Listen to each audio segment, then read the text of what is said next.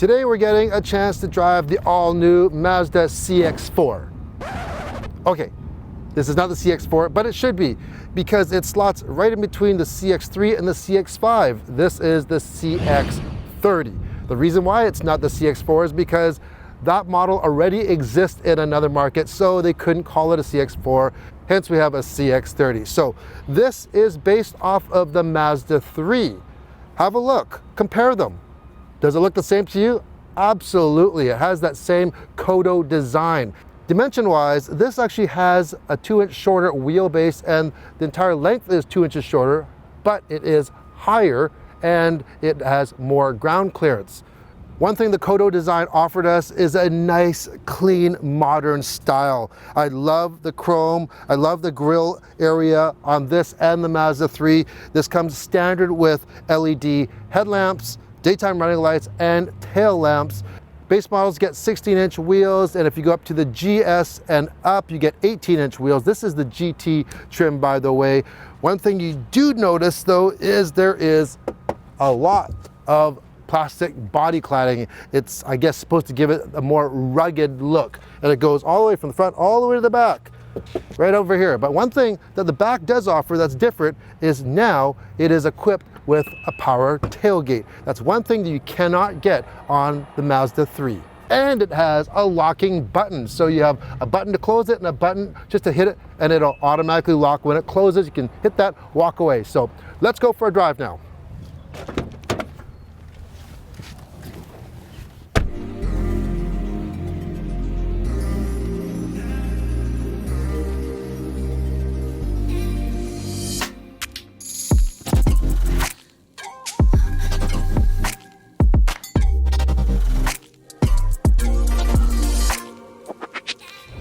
All right, we're gonna go for a little drive in the new CX-30 off to a friend of mine's house right now, actually, into the valley. So before we get there, let's talk about the inside of this new CX-30. Based off the Mazda 3, it's very, very similar. Space-wise, it's almost the same. Surprising? Probably not. Actually, legroom wise for the front, it's actually, you get a little bit less legroom, but you do get about an inch more legroom in the back. And cargo room, it's pretty well the same. So that is not surprising. But there's nothing to complain about this new CX-30 interior, that's for sure. Just like the new Mazda 3, you get a standard 7-inch display system in behind the steering wheel. Is flanked by 2 analog gauges. Really, really like the look of it. It looks great. It has a very analog look to it. You can change your information on here, so we can make it look like a conventional speedometer, and it looks very analog, but it's digital and it's very clean. I do like that.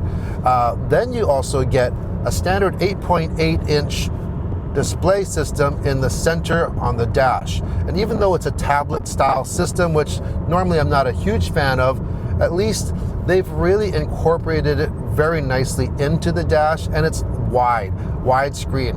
Apple CarPlay and Android Auto come standard. We are using Apple CarPlay right now, and I like how much real estate it uses the entire screen for the navigation system that I'm using right now. If you get into the GS trim, and there is a luxury option, you can get the leatherette seats.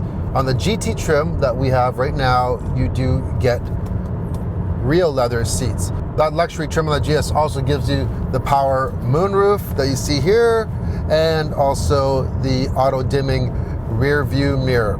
The look is very sophisticated. I really like the direction that Mazda is going. More of a premium upscale look and feel, and that started with that new Mazda 6 that we tested about a year ago. So yeah, just smooth, beautiful lines, great color, and good materials. Now, they've thought about a lot of things when they were designing this vehicle. For instance, they put the cup holders in front of the gear selector instead of being back by the center armrest here, which sometimes it's kind of odd to reach kind of backwards or right even with you to grab your drink. It's at a nice natural position arm's length right there. And speaking of that middle console, it does have a sliding armrest. It's a nice width. They designed it so both passenger and driver could comfortably put their arms here, slides back and forth. But one nice thing is also when you have it slid forward, there is still an opening that you can slide things under. So if you were just hopping in here really quick, you want to slide your phone in there, you don't have to actually open it up and tilt it up, you can just slide it in. Standard is an 8-speaker stereo system. The GT gets a 12-speaker upgraded Bose system. But one thing they've done with this vehicle is they've really worked hard on reducing noise, interior noise coming into the cabin, unwanted noise. So they started even from the stereo. Instead of putting woofers into the door where a lot of manufacturers put them, they installed the speakers in the side cowlings. That way it minimizes any type of vibration or noise that can come from speakers in the door.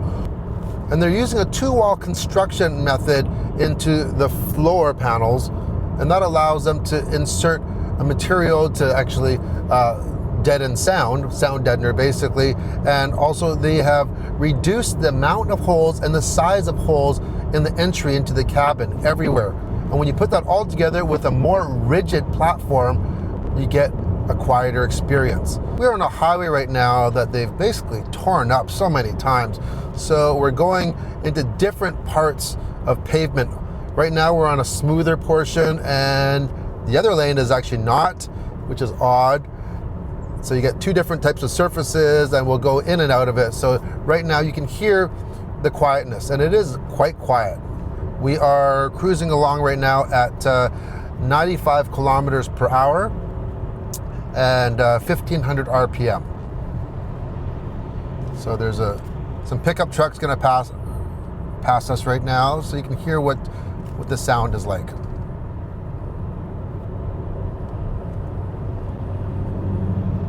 Okay, there you go. That's a big Power Stroke diesel that just passed us. So let's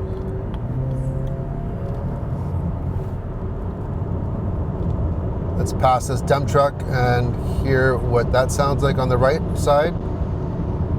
Yeah, so it is really noticeable the work that they've done. They've worked very hard of making the experience quite quiet. Powering the CX-30, the base trim gets a 2-liter 4-cylinder, putting out 155 horsepower and 150 pound-feet of torque. And then the GS trims and up, like this GT, get the 2.5-liter 4-cylinder, and that puts out 186 horsepower and 186 pound-feet of torque. Torque and horsepower are equal, and it does use regular fuel, so premium is not required for this engine. That is matched to a 6-speed automatic transmission. You cannot get a manual in the CX-30, which you can get in the Mazda 3 though. And I totally get it, because most people buying sport utilities or crossovers are not wanting to row their own gears. As much as you think that you want a manual, no one buys it in a vehicle like this. If you go above the base trim, you also get radar cruise control. Let's try that out right now. So we can set that and set our distance. And that is nicely displayed in that digital center display like I mentioned. You also get lane departure alert, you get blind spot warning. If you go into the GT trim, you get a couple other safety features like smart braking for automatic braking when you're in reverse. New to the CX-30 are front knee airbags as well. CX-30s come in either front-wheel drive or all-wheel drive. If you go for the GT trim, it's only all-wheel drive. You cannot get that in front-wheel drive only, but the other two versions can. It's a $2,000 option if you choose to upgrade from the front-wheel drive to all-wheel drive. This system works predominantly as a front-wheel drive vehicle, and it'll apply torque to the rear when needed. The CX-30, like the Mazda 3, does not come with rear independent suspension as a torsion beam type of suspension, but one thing that'll make up for that is that this is equipped with GVC, and this one has the GVC Plus. So how does it work? Well, it controls engine torque precisely by detecting vertical wheel load. So when it senses you're turning the steering wheel, it uses the engine torque to generate a deceleration G-force. So it shifts the weight to the front wheels, and once it detects the steering angle is consistent, it shifts the weight back to the rear wheels to give you the maximum traction at all times. Of course, that gives you more stability for handling and also for bad road conditions and bad weather. And it does it seamlessly, so it happens so fast that you don't even notice it. This is also equipped with the GVC Plus. So that takes the GVC, but it adds braking into it. So it incorporates the brakes. So when you are doing, let's say, an evasive maneuver, or you're changing lanes on the highway, it will use the brakes as well to minimize any type of steering correction or any oversteer. Mazda has done tests on it, and it actually reduces the amount of steering input as well as the amount of fatigue on driver and passenger, because you're not bobbing around so much. So I'm headed to a good friend of mine's house. His name is Brian as well, Brian and Bonnie, and they own the previous generation Mazda 3. And I really want to see what they think about this CX-30. All right, we are here. Okay, let's take a look at this. Oh, that looks really nice. I like this. Look at the interior on it, eh? It's the same as our old one, except that it's a little bit higher and got a little bit more clearance on it. Makes quite a difference with that light leather too. That makes it look really roomy. Let's see how this works. Oh, that's a little different than ours. That's kind of handy, isn't it? Yeah, very nice.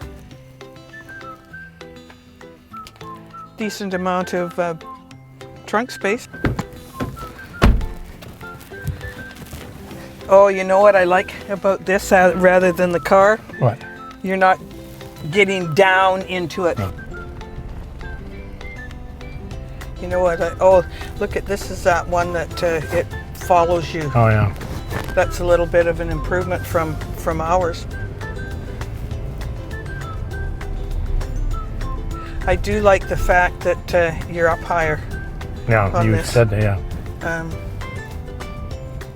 I prefer the lower in this, but I feel that with this though, it's it feels like it's smoother, like a smoother ride. yeah.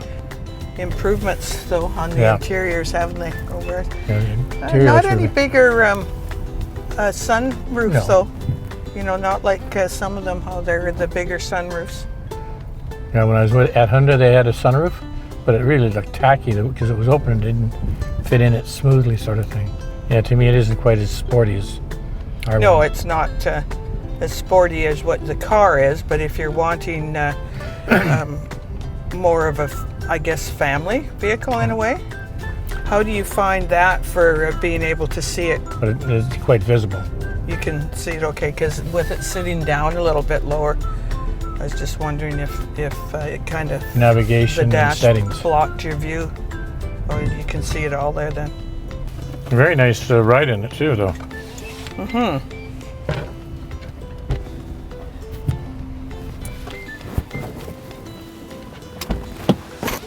Now I find this a little bit more comfortable for as you're getting on in years to slide out and in.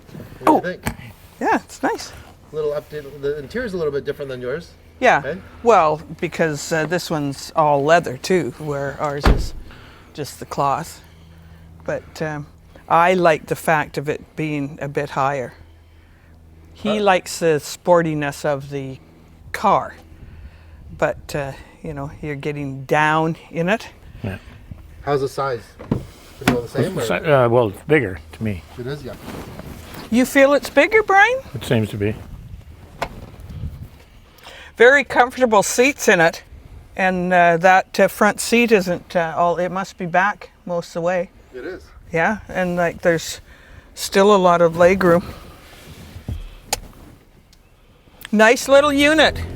Okay, so there you go. I had no idea what their reaction would be to the CX-30, and their general consensus is they liked it. They liked it a lot, actually. for mainly a few reasons. They like the extra height.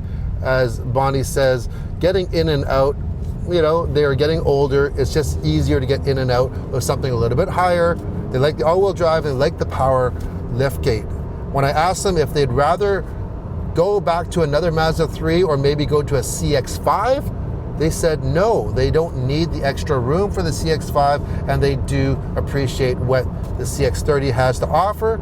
So yeah, for me, I'd say if you don't need those things that they need, I'd go for the Mazda 3, save a few dollars, and if you need extra room, I'd go for the CX-5. For my family, I'd go for the CX-5. So anyways, I hope you enjoyed the video. If you haven't subscribed, hit that subscribe button, hit that bell notification so you'll know whenever a new video hits and you won't miss out on a single thing.